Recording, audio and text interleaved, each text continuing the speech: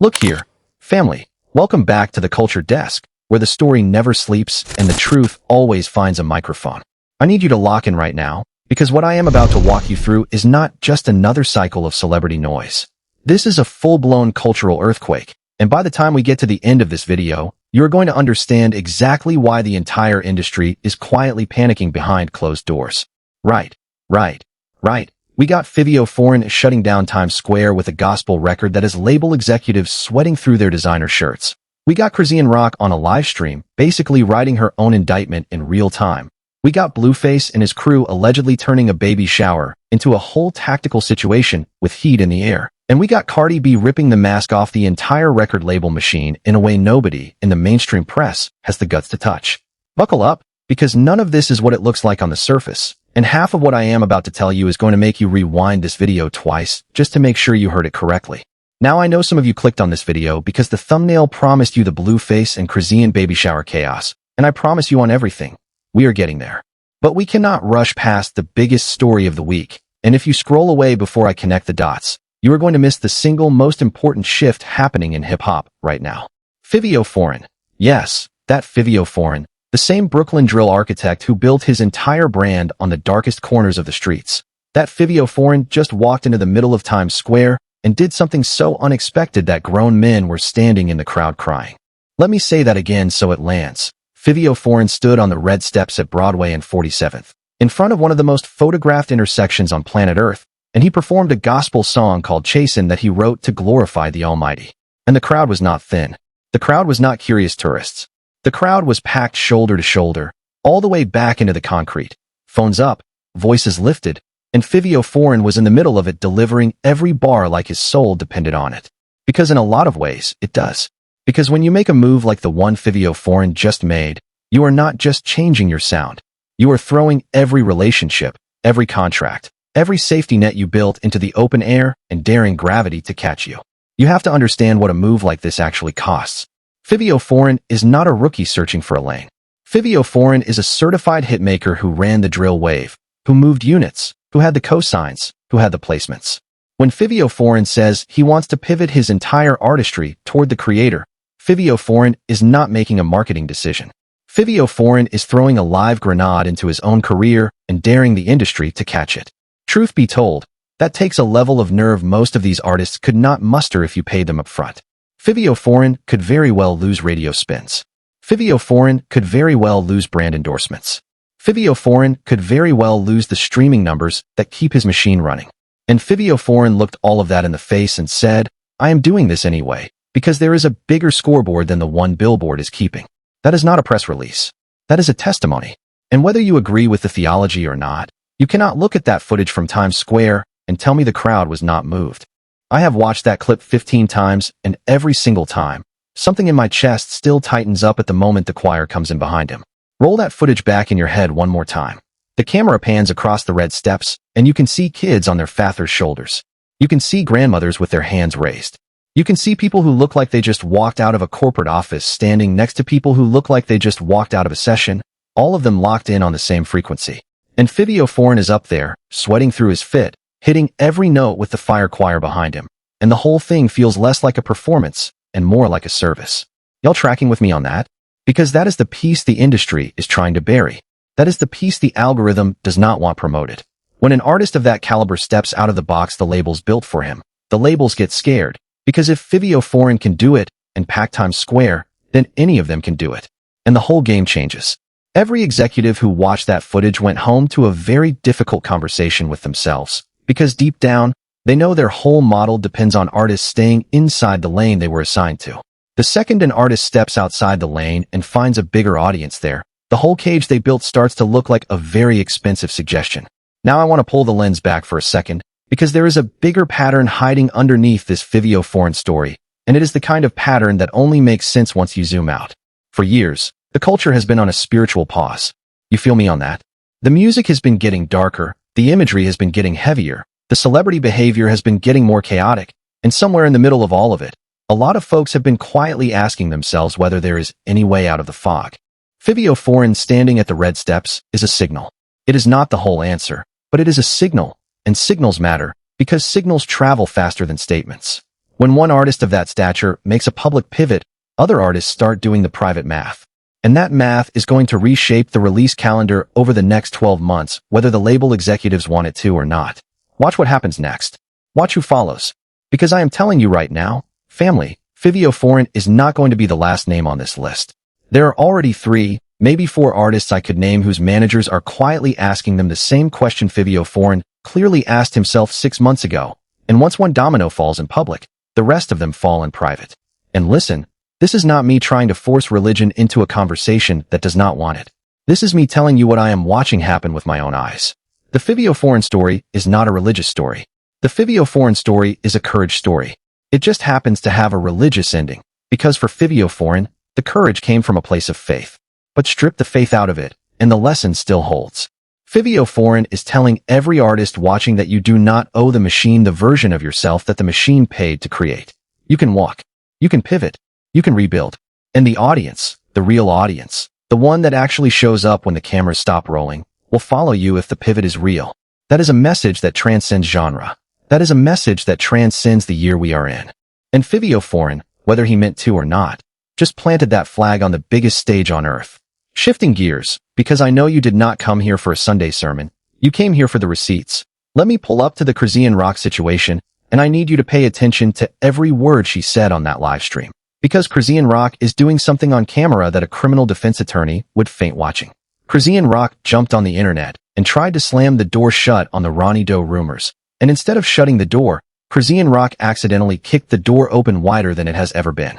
I want to be crystal clear on the record. I am not accusing Chrisean Rock of anything a court has not ruled on. What I am telling you is that the way Chrisean Rock is talking about Ronnie Doe's death does not sound like the way an innocent person talks about a tragedy involving somebody they used to love. It sounds like something else entirely. And you do not need a law degree to feel the difference. You just need a functioning pair of ears and enough life experience to know what genuine grief sounds like versus what performative denial sounds like. Chrisean Rock's exact framing was that she never killed anybody, that the Miami system finds murderers who did not even do it, that if she had really pulled a trigger, she would have already been in handcuffs. On the surface, that sounds like a denial. But peep this. Chrisean Rock never actually addressed the deeper question, which is not whether she pulled a trigger, but whether she was involved in any way in the sequence of events that led to Ronnie Doe's demise. There is a canyon of daylight between those two questions. A lie detector test can only measure the question you actually ask. And every seasoned investigator watching that stream picked up on the exact same thing I picked up on. Chrisean Rock is answering a question nobody asked while dancing around the question everybody is actually asking. Y'all catching that? That is not a technicality. That is the whole ballgame. Any first-year law student will tell you that the way you deny something matters just as much as whether you deny it. And the way Chrisean Rock is denying this thing is textbook. And then Chrisean Rock kept going, because that is what Chrisean Rock does on livestream. Chrisean Rock started talking about how Ronnie Doe was doing all that woo-woo, all that rah-rah stuff, dismissing the man's life like she was flicking lint off a jacket. Now I want you to sit with that for a second. This is somebody who was allegedly intimately involved with Ronnie Doe. Somebody who shared moments with Ronnie Doe. And the tone Chrisean Rock is using to describe him is somewhere between annoyed and bored. There is no sadness in the delivery. There is no reflection. There is no even a passing moment of, you know what, whatever happened between us. This is still a human being who lost his life. Chrisean Rock does not go there. Chrisean Rock goes straight into deflection mode, then straight into agitation mode, then straight into that half-smirking flippancy that has become her signature online energy. That is the tell. That is what has half the internet convinced Chrisean Rock knows more than she is letting on. And the other half of the internet, the half that still holds out hope for her, is watching this and quietly grieving the version of Chrisean Rock they thought they were rooting for. Let me pull an old comparison that hit me while I was watching the clip back. There is a Slick Rick record from decades ago called I Shouldn't Have Done It. And if you have never heard it, go pull it up after this video, because it is one of the greatest storytelling records in hip-hop history. In that record, Slick Rick is describing an affair, and by the end of the song, he comes home to find that his woman has taken her own life over the situation. And the way Slick Rick delivers that ending, casually, almost shrugging, like the whole thing was just something that happened, is the same energy Chrisean Rock is bringing to the Ronnie Doe conversation. That level of emotional detachment when discussing a person's death is not normal. It is not neutral. It is a red flag the size of Times Square. And when you stack that detachment on top of Chrisean Rock's history of running her mouth on livestream, You start to understand why investigators are watching every second of every broadcast Chrisean Rock puts out. Because every live stream is a potential piece of evidence, and Chrisean Rock has never met a live stream she could not turn into an exhibit. Chrisean Rock has always been the kind of personality who tells on herself. That is not new. Chrisean Rock has admitted to fights on camera. Chrisean Rock has admitted to violence on camera. Chrisean Rock has broadcast confrontations that in any other era would have been buried in a court document. The 24-hour livestream lifestyle Chrisean Rock built her brand on is now the exact same lifestyle that is making her the easiest target for anybody trying to build a case. Because when you are broadcasting your emotional patterns to the whole planet 24 hours a day, the whole planet gets to watch you slip. And Chrisean Rock has slipped enough times on the Ronnie Doe topic that the internet has already reached a verdict, even if the system has not. That verdict may not hold up in a court of law, but it holds up in the court of public perception. And the court of public perception is the one that determines the trajectory of every brand deal, every collaboration, every future opportunity Chrisean Rock will ever have offered to her. Now, before we get to the baby shower situation, and I promise you we are almost there, I have to walk you through one more layer of the Chrisean Rock dynamic, because it connects directly to what happened after the shower. Chrisean Rock has been in a public loop with Blueface for years, and every time it looks like Chrisean Rock is going to step out of the chaos and build a stable life, something pulls Chrisean Rock right back into the fire. Family, I have said this before, and I will say it 1,000 more times. Sometimes the person you keep running back to is the exact person the Almighty was trying to save you from. Chrisean Rock keeps running back. And every time Chrisean Rock runs back, the drama level ratchets up another notch. The stakes climb another rung, and the room for a soft landing shrinks. That is not superstition. That is pattern recognition. And the pattern is screaming right now. If you plotted every major public incident in Chrisean Rock's life on a timeline, the curve is not flattening. The curve is climbing, and it is climbing steep, and every rational observer watching that curve is bracing for the inflection point that history says has to come. Which brings us to the night of the baby shower, and specifically to the hours after the baby shower, because that is where the story really turns. On the surface, the shower itself was supposed to be a moment of celebration. On the surface, the shower was supposed to be about new life, new beginnings, and family coming together to lift up a mother-to-be. What actually went down after the cameras stopped rolling was a different story entirely. Multiple sources on the ground are describing a scene where Blueface and his crew got into what can only be described as a tactical situation with another group. And by tactical, I mean the kind of scenario where witnesses are alleging burners were pulled, tempers were at maximum volume, and shots may have been popped off before the whole thing dispersed. I cannot show you the raw footage on this platform for reasons I am sure you can imagine, but the audio alone tells you everything you need to know. Voices raised. Chaos in every direction. Somebody in the background asking why she is mad. And underneath all of it, the unmistakable sound of a night that was supposed to be joyful turning into something a whole lot uglier. Somebody who was there texted me a description of the atmosphere that I am not going to repeat verbatim, but the closest I can get to publishing it is this. It was the kind of night where every parent in the room went home and told themselves they would never bring their kids around that circle again. And then, in the middle of all of that, Chrisean Rock somehow ended up in a full-contact physical altercation with a group of young women, some of whom sources are saying were connected to Nevaeh's inner circle. This was not a shoving match. This was not a verbal exchange. This was a straight-up fist fight. The kind of fight that leaves marks. The kind of fight that becomes evidence in a civil case. The kind of fight that in any other context would be trending on every platform for a full week. If you go look for the footage, and I know some of you will, brace yourself, because it is rough. It is genuinely rough. And the fact that Chrisean Rock keeps ending up in these situations at events that are supposed to be about celebration is starting to tell a bigger story than any single incident. When your name is attached to violence at a baby shower, at an album release, at a birthday party, at a public appearance, at some point the common denominator is not the event. The common denominator is you. And I say that with as much compassion as I can muster, because I do believe there is a version of Chrisean Rock's story that ends in redemption. But we are not on that timeline right now. Right now, we are on the timeline where every headline attached to Chrisean Rock's name is another paragraph in a chapter she is going to have to sit down and read to herself in a very quiet room years from now, wondering how she let it get this far.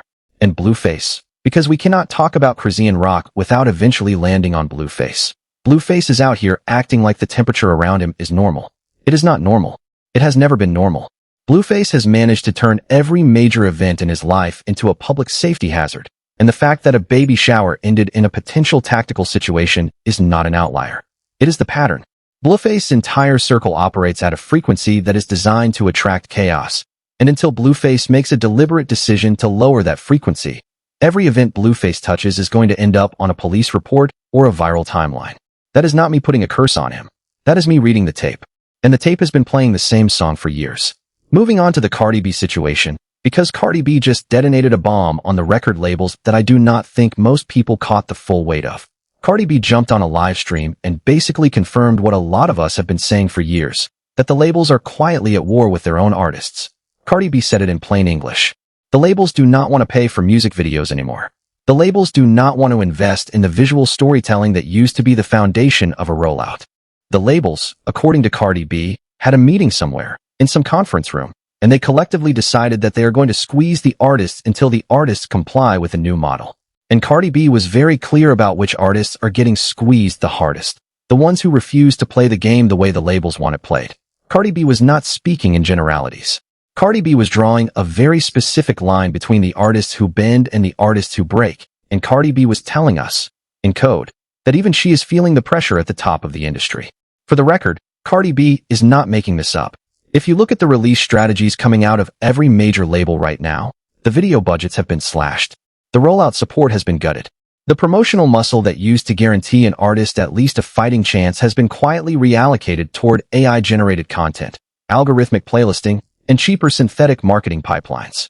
Cardi B pointing this out publicly is the first time a superstar of her caliber has said the quiet part out loud, and I want you to understand why that matters.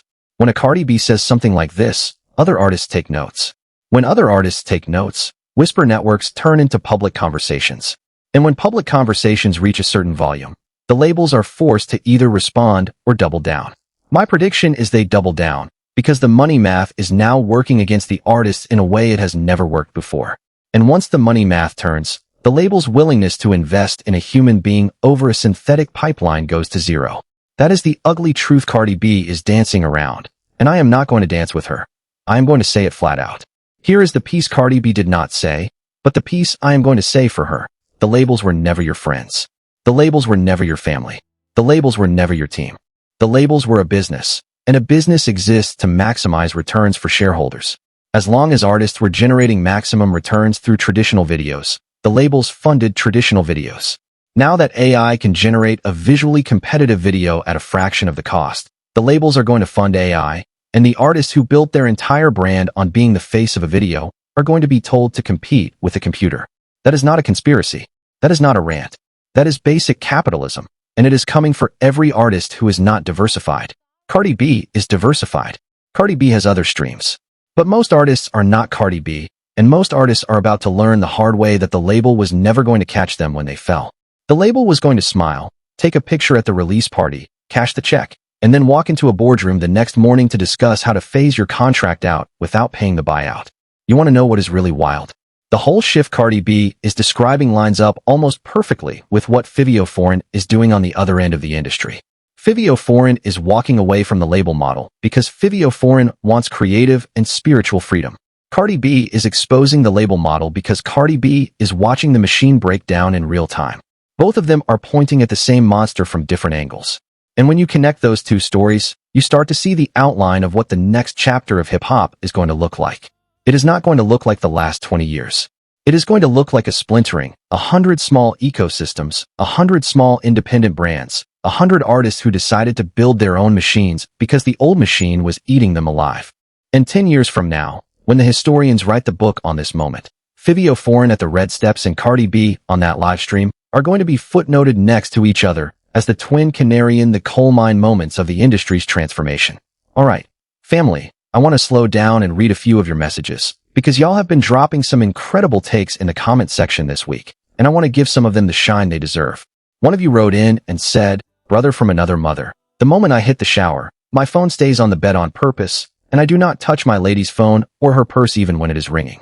And I want to co-sign that energy all day long. Truth be told, that is the exact posture I try to keep in my own household. If my partner's phone rings, I let it ring. If a notification lights up the screen, I let it light up. Because the second you start touching somebody else's device, you are stepping into a courtroom you did not know you signed up for. And that courtroom rarely rules in your favor. Once you cross that line one time, you cannot uncross it, and the trust you were trying to protect becomes the trust you accidentally destroyed. That is not the outcome any grown person should be signing themselves up for.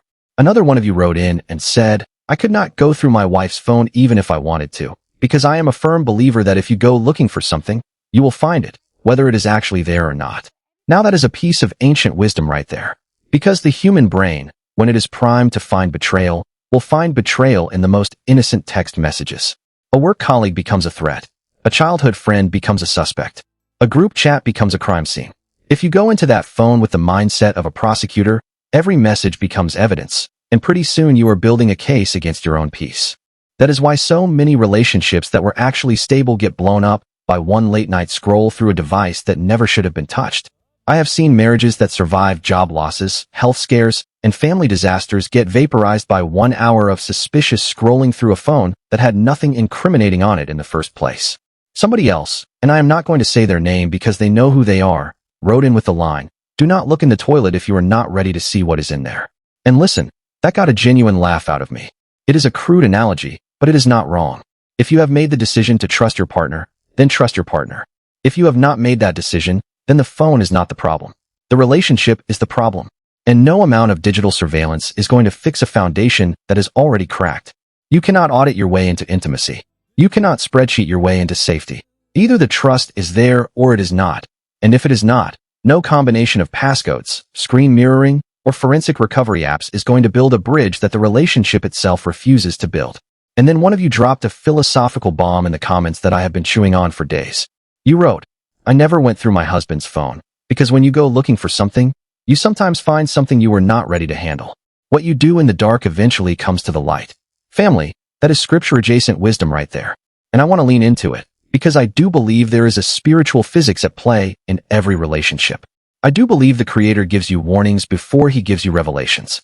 I do believe that when somebody is doing something they should not be doing, the Almighty taps them on the shoulder first, then taps them harder still, and only after they have ignored every whisper does the situation get exposed in a way they cannot control. By the time the truth reaches you, it has been happening for a long time. That is not paranoia. That is pattern. And the pattern is one of the oldest patterns in the book. But, and I want to be careful here, I do not believe that is a law like gravity. I believe that is a principle like Proverbs. Sometimes the Creator lets somebody get away with the same behavior for years before the reveal drops. Sometimes the Creator surfaces the truth on the very first offense. There is a divine timing at work that none of us fully understand. What I do know is that the truth has a gravitational pull, and eventually, everything gets pulled toward the light. Whether that light shows up in a text message screenshot, a voicemail leak, a mutual friend cracking under pressure, or a moment of confession at 3 a.m., the light always finds a way in. Nothing stays buried forever. Every hidden thing has an expiration date, and the calendar on that expiration date is written in ink you and I cannot see. Which brings me to the biggest question I want to leave you with tonight. And this is where I want you to lock in one more time before we close. Because this is the piece that ties every story we just walked through together. Fivio Foreign chose to build his art around the Almighty. Chrisean Rock is watching her live stream become her own prosecution file. Blueface is out here turning celebrations into tactical situations. Cardi B is exposing a machine that was never designed to protect the people inside it. Every one of these stories is really a story about the same thing. Every one of these stories is really a story about what happens when a person's private choices meet the light of public consequence. And the deeper question underneath all of it is not whether there is a creator watching all of this play out. The deeper question is what kind of creator that is. Because everybody in this story is being sculpted by something. And the question is only whether they are being sculpted on purpose or getting hammered into shape against their will. For the record, I do not think most people struggle with whether a creator exists.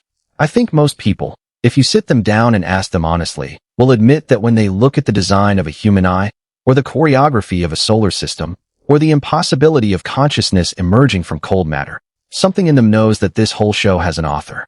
What people actually wrestle with is not the existence of the author. What people actually wrestle with is the author's character. Is the author the kind of author who lets a Chrisean Rock spiral for years without intervention?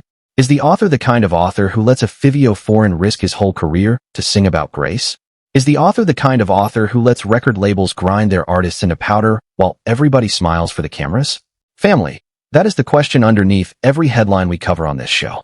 And the honest answer is that the author is not a sleepy grandparent handing out sugar to spoiled children. The author is a sculptor with a chisel, and the chisel hurts on the way down. But the finished sculpture, the version of you that comes out the other side, is a version worth every bruise the process leaves behind. When the Almighty calls you brave, it is because you actually went through something that required bravery. When the Almighty calls you a warrior, it is because you actually stood on a battlefield. When the Almighty calls you refined, it is because you actually went through the fire. Those who eventually stand in the Creator's direct presence are not people who read about war in a book. They are people who lived through it and came out with their integrity intact. Fivio Foreign is choosing the fire on purpose. Chrisean Rock is being handed a fire she did not sign up for.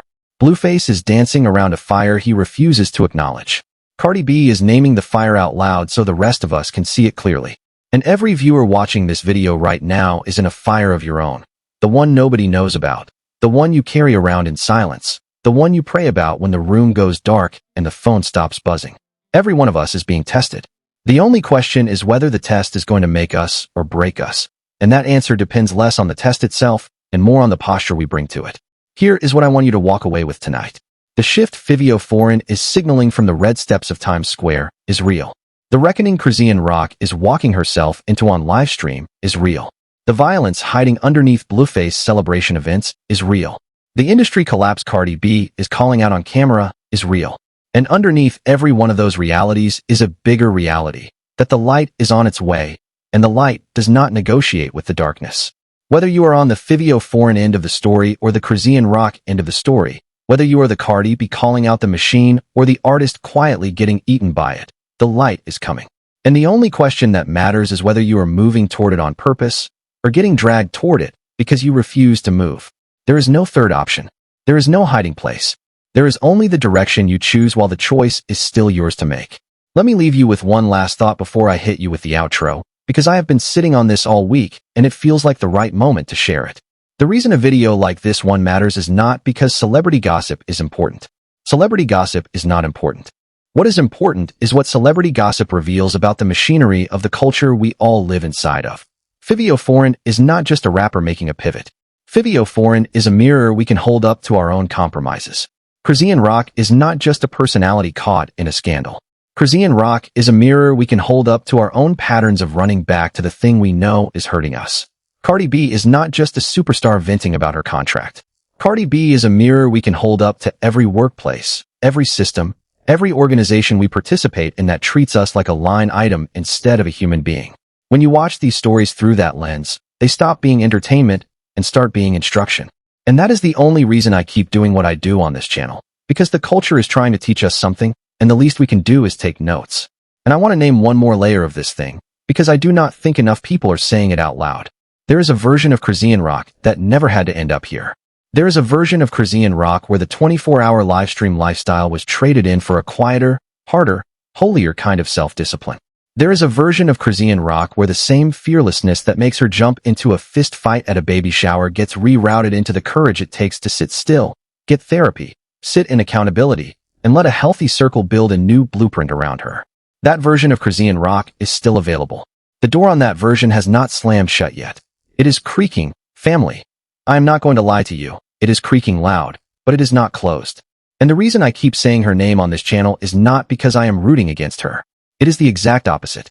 Every time I say Chrisean Rock, I am hoping the algorithm eventually puts one of these breakdowns on a screen she is scrolling past at 2 a.m., and something we said lands hard enough to make her pause. That is the honest answer. That is what this channel is really for.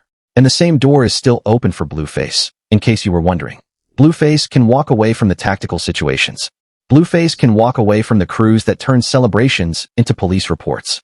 Blueface can decide, tomorrow morning, that he is done being the punchline in his own life story.